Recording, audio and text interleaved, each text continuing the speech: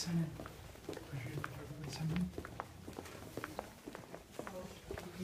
Peru, Singapore, and Vietnam, which together accounts for about a third, that's right, a third of all global trade.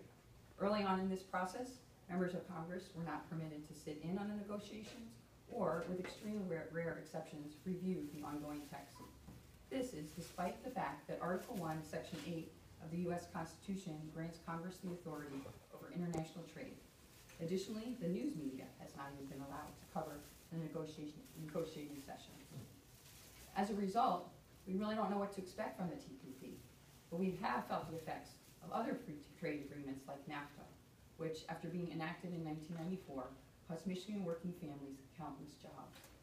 The U.S. Bureau of Labor Statistics and other independent researchers have concluded that by putting U.S. workers and manufacturers at a severe competitive disadvantage, NAFTA has, number one, directly contributed to the closing of more than 57,000, that's right, 57,000 U.S. manufacturing facilities, and to the loss of more than 1 million good-paying jobs.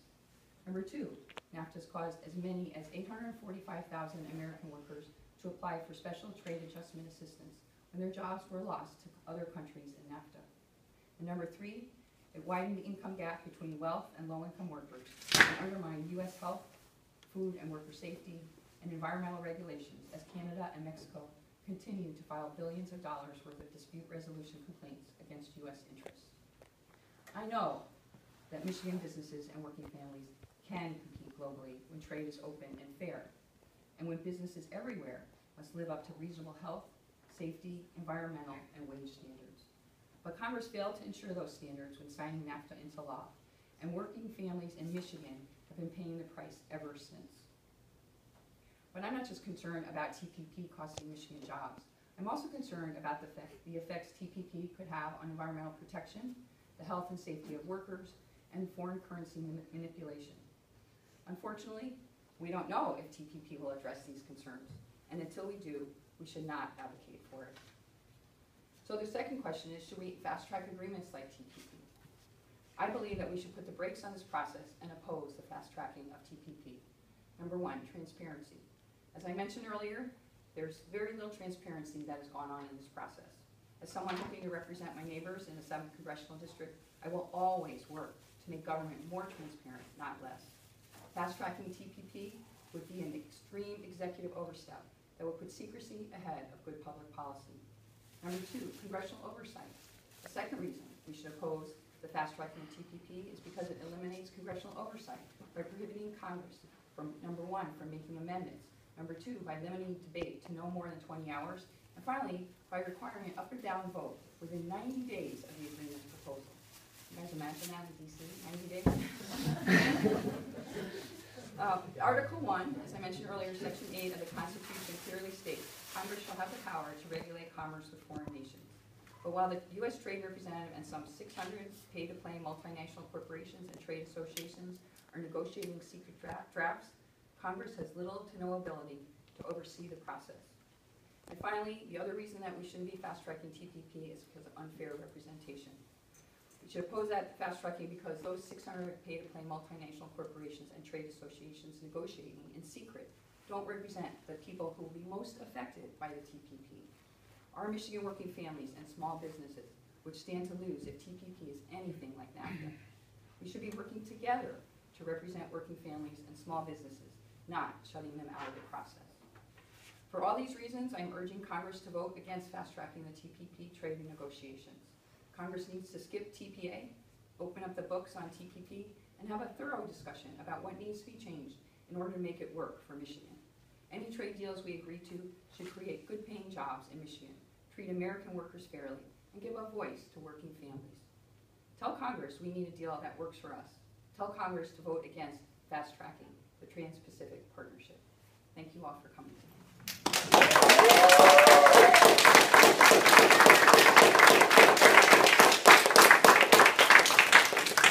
So does anybody have any questions? Yes. I'm Jane Whitaker. Hi. Thank you. Welcome to my district. I'm the county commissioner for here, so I just want to welcome you to the neighborhood. So those are the cons. What are some of the pros? I mean, what from the opposition or from the folks that are in favor of this? Well, there is a theory that it's going to create more jobs, but we've had a bad experience with NAFTA. So while there's a statement on the one side saying we could create a different kind of economy, it's also really negatively affected the workers in America. And so I really think that we really need to be very thoughtful and make sure that standards, I mean, the problem is, we don't want to go to the lowest common denominator, which is like Vietnam, which pays 65 cents an hour or something. That's the problem when you have extremes, and we do have a stronger quality of life and better environment here, and we want to make sure that we're protecting that as part of, having a trade agreement. Yes. Yeah, I thought I heard that that the protection for our businesses in terms of the manipulation of currency rates in foreign countries, that there would be, that wasn't even a list of topics to be discussed. That wasn't even part of the routine. Is that right? I mean, yep. The fact that Japan can manipulate their currency to make their cars so much cheaper that we can't even sell our cars over there, let alone compete here for, cheap, It is not in there, and that's part of the problem, is it's not transparent at all, the discussions. I know that Congressman Kilby is talking about introducing an amendment to address currency manipulation. I think that's crucial to having any kind of future discussion, because it's put the United States at very much of a disadvantage, and a lot of our businesses. A lot of our automotive had talked a lot about that over the years, about the cars that you mentioned. Any other questions? Other presidents have done this. Why is this such a big deal? Well, I think this is the most significant trade agreement, and it's a huge, like I said earlier, it's a very significant portion of our global trade, and it's the largest program in the history of trade agreements. So that is the concern. It's an extremely large trade agreement. Like NAFTA is Mexico, Canada, United States. This is with I think it's 12 other countries, and it really would have a very significant effect. And the fact that it's being negotiated in secret is really problematic. So we really need to have a much more transparency on that. Any other? What is there any analysis as far as economists and different people like that weighing out what might happen? Are there any out there that are actually speaking to this right now as to the downside of it? I'm sure there's a lot of economists out there that are speaking up to the upside, but what about if is there anything out there, any economists or anybody that would proclaim themselves to be experts talking about the downside of this? Well, some of the things I talked about, I think it's really, it's hard to say because we don't know enough about the agreement. That's, at the end of the day, the fact that it's not open for congressional oversight and to look, to do what Congress is, the Constitution says Congress should be doing. I think that's the challenge, and there isn't really enough to work off of if you don't have the information.